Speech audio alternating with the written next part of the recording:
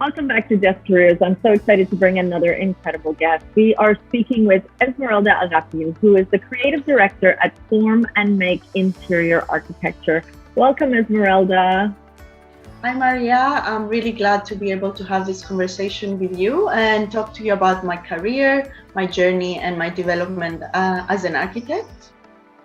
I'm so excited to have you here. Architecture is a career that I hear so many young students wanting to know more about and wanting to learn how to prepare for. So I can't wait to have this conversation. But before we get into who you are right now in this career path, I'd like to take you backwards in time to when you were probably around 15, 16 years old. That would be the time right now where our students are starting to think about their career pathways. Do you remember being that younger teenager and thinking about your future and what you thought you wanted to do? Was architecture always that thing for you, even when you were younger? Yes, so what influenced a lot my career choice was my family background. I come from a family of architects, engineers. So although I grew up with that influence in my life, my younger age and older age. I myself was always kind of fascinated by architecture, design, and art. And I did grow up being exposed to architecture from a very young age. I used to go to my parents' office, help them. So I was always exposed to drawings, design, them meeting with clients, looking at materials, going to construction site visits with my parents from a young age. So I grew up with that very kind of, in my head. And although it wasn't kind of fundamental to follow that route, I believe it was also something I really enjoyed as well, because I also grew up with art and being creative. So studying and choosing architecture as a career kind of came very naturally, to be honest. It was either between art and architecture. So architecture combines creativity and also more technical aspects, which I really like bringing together. So I would say my family played a big part of it, but it was also something that I thoroughly enjoyed myself and wanted to develop individually as well. I know that traveling was always an interest for you, and discovering new cultures, civilization, tapping into historical events. How does that help you now as an architect in your career? So again, I was lucky enough when I was young to be able to travel with parents, and I still remember visiting Italy and Greece when I was young, to very kind of very beautiful kind of countries for history and architecture. And those are very kind of imprinted in my mind still, because even kind of going towards more contemporary architecture is always important to understand where we come from, civilization, how architecture develops, how each city develops as well. So it's every country I visit when I travel, there's a different kind of infrastructure to it. The way the city grid is designed according to different kind of cultures, religion, etc. So as an architect, you need to be aware really how the world really evolves, how different cultures come together. There's a lot of parameters that affect design and architecture. And like traveling gives an insight for these things that can affect our design, influence our design. Because as architects, we'll have the opportunity to work with different clients from different backgrounds and different corporations, but also small scale people who are homeowners. So an architect needs to have an understanding of different cultures for sure, and try to integrate all of these things according to the client brief. Incredible. I know that you did a bachelor's and a master's and then went on to do a postgraduate in architecture. Can you talk to us about the different levels of education and the requirements of practicing as an architect, not just here in the UAE, but also back in the UK and then in your home country, Cyprus? Yes, so I studied my architectural degree in London. So architecture is a bit of a long course to be qualified in the UK. So first, it's a bachelor's degree of 3 years. And that gives you the qualification, let's say, as a Part 1 assistant. The university qualification is under RIBA, which is the Royal Institute of British Architects. So the first stage gives you that level of qualification. Now, at this stage, you are still not regarded as an architect because the title of architect is protected in the UK legally. So you need to do the third qualification to be considered as architect. So after the 3-year degree, you do a 1-year placement, which is where it's your first placement in an architectural practice. So that allows you to get a bit of an input from the kind of professional environment, so a gap before you go back and do your master's. So in that 1-year placement is actually fundamental before you proceed to your master's. So after you kind of do your 1-year placement, then you do applications for your master's degree. Again, you can either continue in the same university or do applications for another university. So I continue my studies from the same university to Westminster University in London. And then your 2-year master's is where you explore design a bit more. You have a thesis, you have a really big essay thesis about a certain topic. You have your design studio, technical studies, cultural studies. So you engage a bit more in architecture and research and design development. And when you graduate from your master's, you gain what is called Part 2 Architectural Assistant, which is RIBA Part 2. So even at this stage, you're still not a qualified architect. So then you do your last qualification, which is you do it parallel to your work. So that's where you start working professionally in a kind of architectural company, and you do your studies after work. We used to attend lectures and we used to have exams, and that is targeted more on the more technical side of architecture as a profession. So it gives you an input about construction law, planning law, land law, and also about finance and management. So it gives you an input of understanding architecture as a business profession. So the first 2 qualifications are more about targeting your creativity and learning the design of being an architect. But the last qualification is where you start thinking about being an architect as a professional, as a business establishment. So all the fusion of that creativity and also learning about it as a business is very important to develop, and having understanding a bit of everything. So yes, it was a full immerse experience studying in London, and I thoroughly enjoyed studying in London. I think many young students think that architecture will be a quick 4-year, 3-year program, and then off they go into work.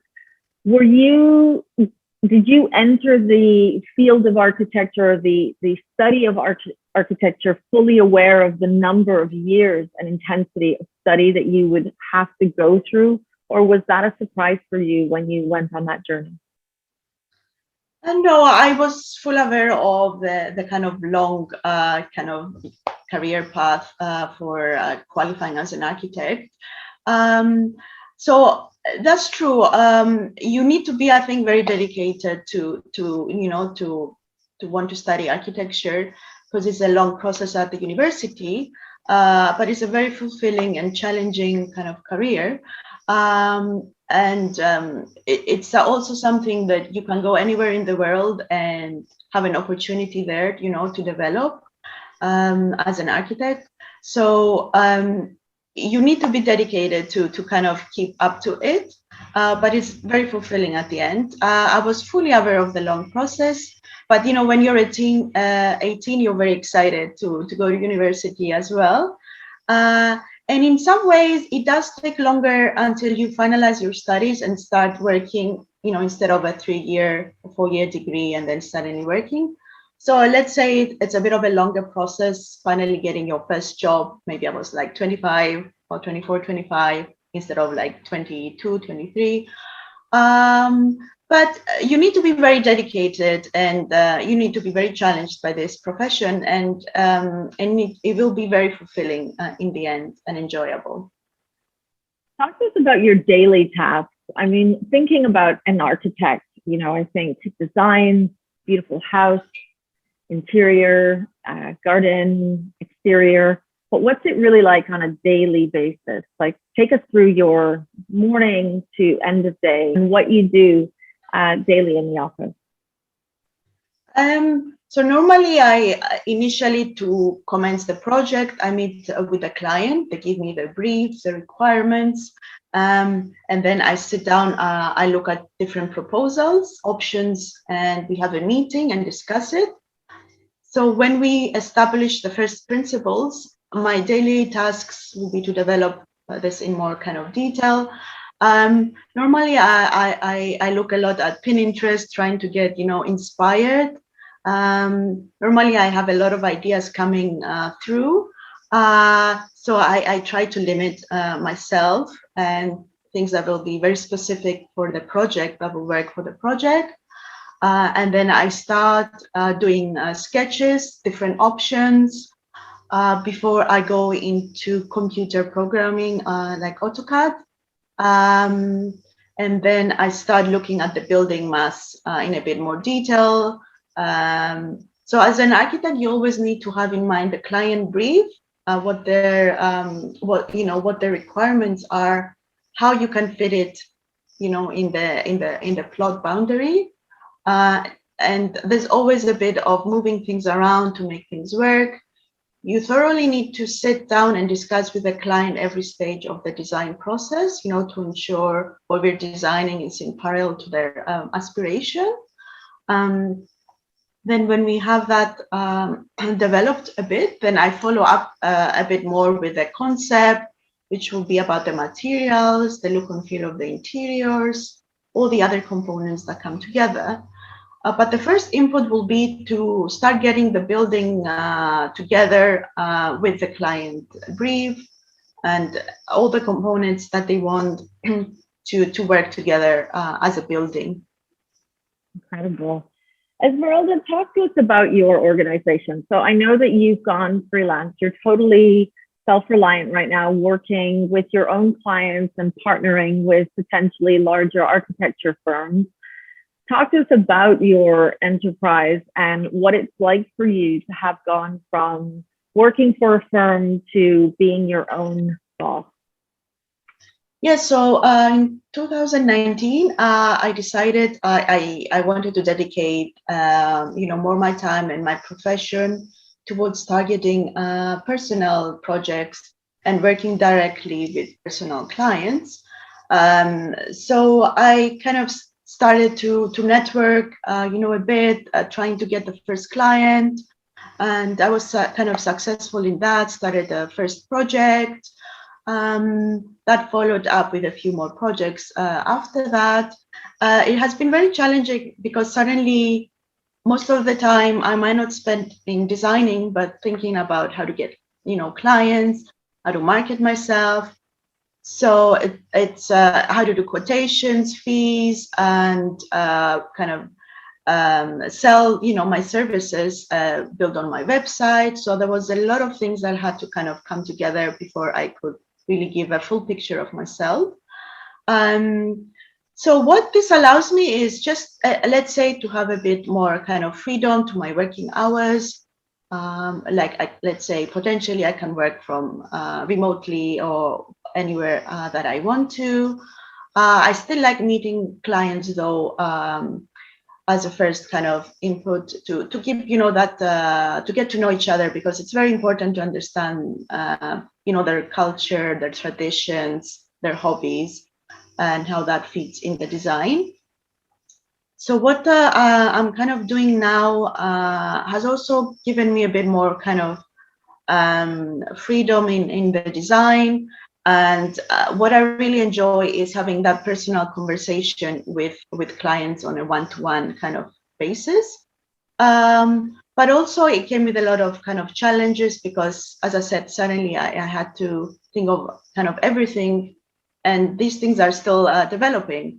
And also I had to establish relationships with different suppliers, get a lot of, materials, things that I need to present to clients.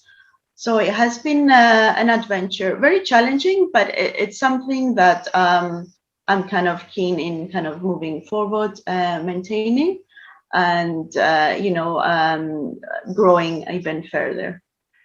Give us some idea of the types of transferable skills that you would have taken out of a classroom and into your current role.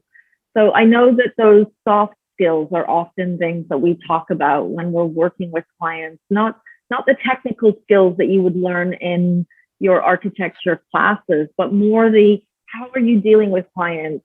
How do you maintain those relationships? What would you say are those transferable skills that a young person should be paying attention to right now as they're learning them in the classroom, because they'll be very useful for them when they start their careers as an architect? Yes, so architecture is a profession that is also very visual. So it's like an understanding graphically or visually of, making things look pretty, for example, a composition of things that is very important to understand from a younger age. So architecture is visual, but also you need to be able to sell your design to a client. So talking to them, taking them through what they want. A lot of the times the client might not have a very clear picture of what they want. So you need to be able to kind of understand and take that from them. So, kind of being able to kind of converse and understanding people is very important. Because people's personal space are very important to them. So you need to have like an awareness and let's say understanding of different cultures and different people, and how to work with them. So I think being able to have conversations, to enjoy talking to people is also very important. And so I would say having a bit of visual kind of skills and also engaging with people is very important. And it will be something that will be used throughout the studying architecture up to being a professional. What would you say have been your celebrations in your career so far? What are those things that you're thinking back to and you think those were the highlights so far in my career? I think my first challenge was moving to London from a smaller, country, even an island. Suddenly being, exposed to different cultures. Like my university was very multicultural, and I really enjoyed that. Meeting people from all over the world, and also living in London as a city where suddenly you're exposed to galleries, museums. It's a city, I think, that allowed me to grow as a person as well, and throughout my career.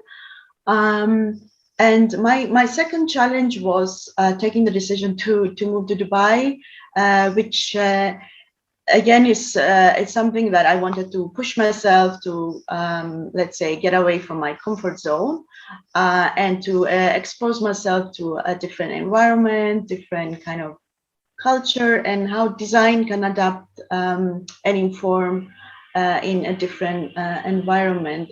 So I see my career and my progression also linked to where I live, really. Because, for example, in London, I used to work with different type of clients, and here I have the opportunity to work more with local clients. So it's very interesting to work, and understand their, the requirements and develop the design. So I thoroughly kind of enjoy kind of linking my career to where I live and understanding and engaging more with the culture. I could keep asking you question after question, but I'm very conscious of our time. Such a rich conversation, such an informative conversation. I know anybody watching this that is thinking about architecture will really appreciate the depth of information that you've shared with them, not just about your career, but also about the education and the academic requirements to be a fully qualified and licensed architecture. Thank you, Esmeralda, for being with us today. And thank you, everybody, for watching. We spoke with Esmeralda Agapiou, who is the creative director at Form and Make Interior Architecture. Where can we find you, Esmeralda? You can find me on LinkedIn, where I have my personal page and also my business profile page as well. Thank you, everyone, for watching, and we'll see you all at our next Desk Careers Digital Spotlight.